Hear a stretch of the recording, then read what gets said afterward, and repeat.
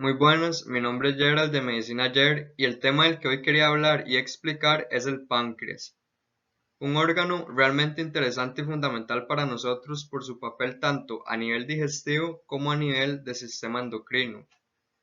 Entonces podríamos afirmar que este órgano actúa como glándula exocrina y endocrina, lo cual lo vuelve tan interesante y tan particular. Haciendo el enfoque anatómico del páncreas, el páncreas es un órgano aplanado que mide aproximadamente entre 12 a 15 centímetros de largo y presenta un peso que oscila entre 70 a 150 gramos. Está situado en la parte superior de la cavidad abdominal, por debajo de nuestro hígado y por detrás del estómago. Tiene una cabeza, un cuerpo y una cola, y va a estar conectado con el duodeno por medio de dos conductos. Recordemos que el duodeno es la primera parte o la primera porción de nuestro intestino delgado, y en las imágenes ahí podemos visualizar esa conexión con nuestro intestino delgado. Entre los dos conductos está primero el conducto pancreático, que es el más largo. Luego, este conducto largo se va a unir con otro que recibe el nombre de conducto colédoco o conducto biliar común. Lo podemos encontrar con esos dos nombres. Una vez ya unidos, estos dos conductos entran al duodeno como un mismo conducto llamado ampolla de Vater. En las fotos podemos ver esa unión de estos dos conductos principales. Si nos hiciéramos la pregunta relacionando anatomía, cómo este órgano se estructura para cumplir sus funciones exocrinas y endocrinas, aquí estaría su respuesta. Las células de nuestro páncreas se van a disponer en racimos o ramas, que se denominan acinos. Alrededor del 99% de estos acinos van a constituir la porción exocrina del órgano.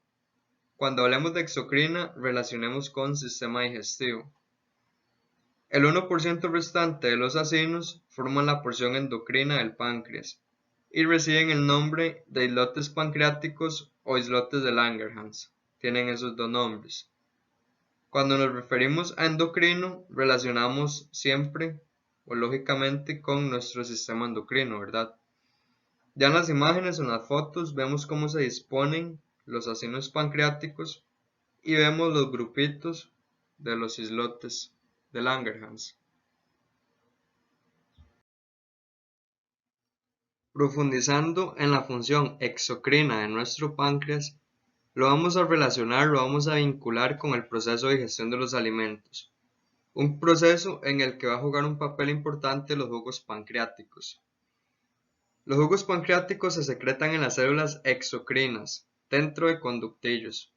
Conductillos que se van uniendo para formar dos grandes conductos, que, bueno, los vimos anteriormente. Por ejemplo, el conducto pancreático, que era el más largo, y el conducto colédoco.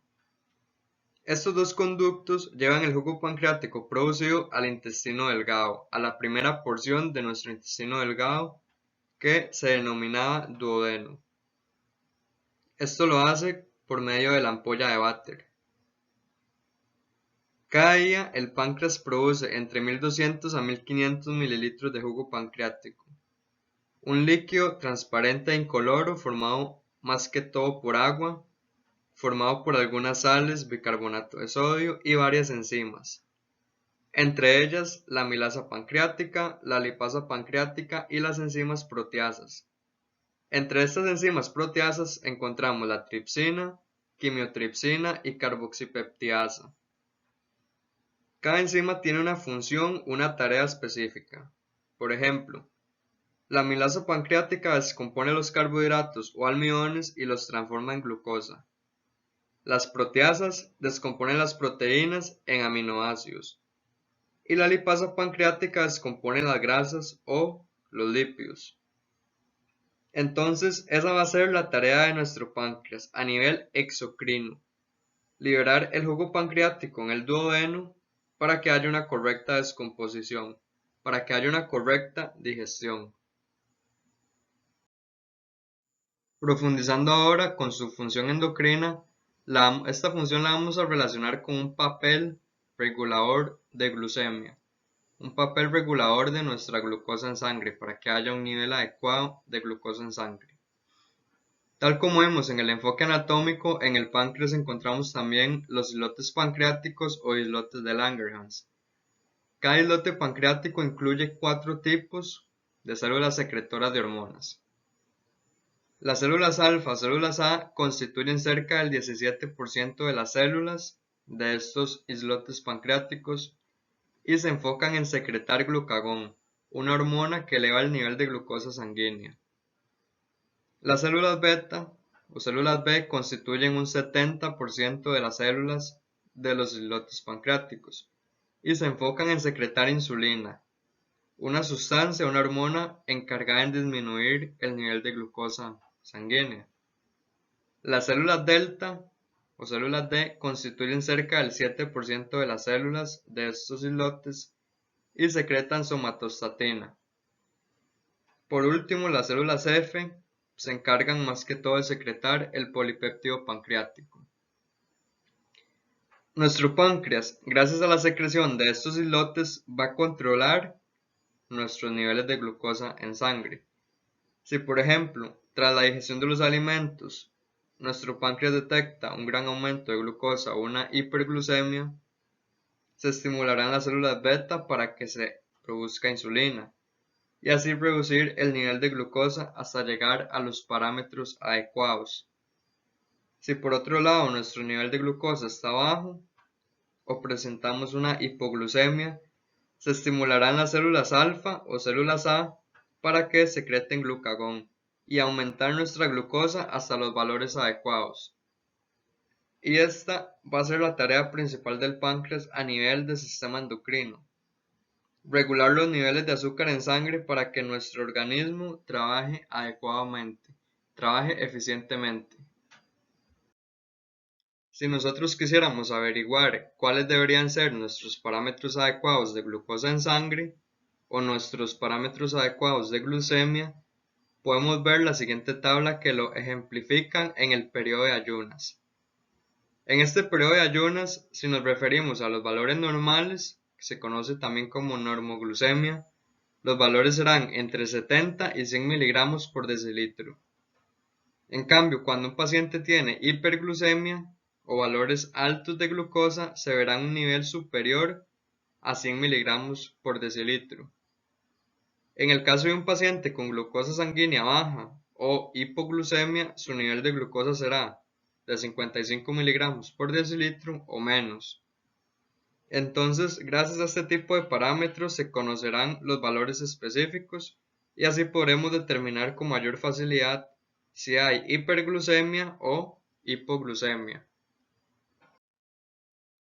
Ya entrando en un tema de patologías, un tema de afecciones o trastornos, entre uno de los trastornos más comunes a nivel endocrino y que hasta el día de hoy representa un problema serio de salud pública, es la diabetes mellitus. Existen dos tipos de diabetes. La tipo 1 se caracteriza porque el nivel de insulina va a ser bastante bajo. Esto debido a que el sistema inmunitario destruye las células beta del páncreas, por lo tanto se produce o muy poca o no hay producción de insulina. Por lo general, los síntomas de esta diabetes aparecen rápidamente y generalmente se diagnostican en niños, se diagnostican en adolescentes o también se podría diagnosticar en adultos jóvenes.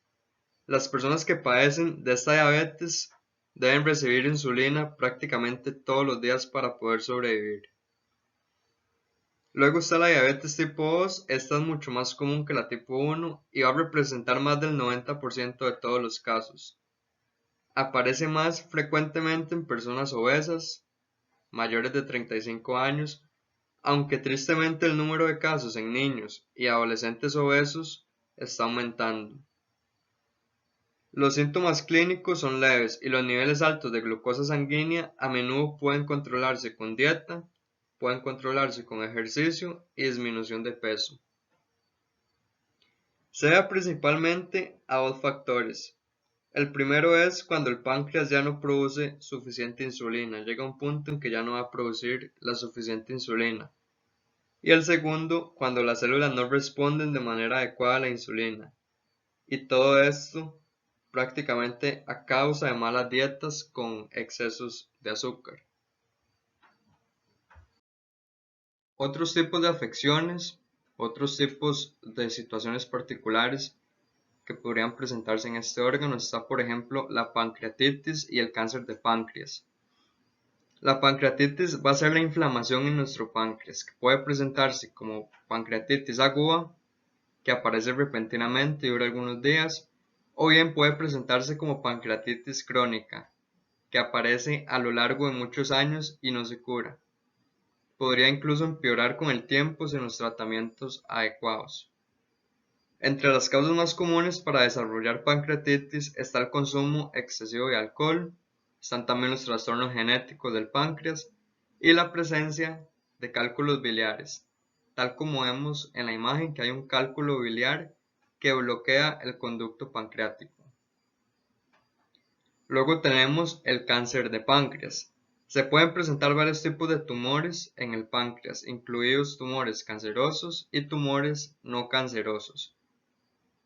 El tipo más común de cáncer que se forma en este órgano comienza en las células que recubren los conductos que hemos visto en los enfoques anatómicos.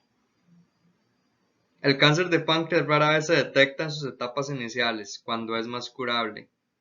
Esto se debe a que a menudo no causa síntomas, hasta después de que se ha diseminado a otros órganos.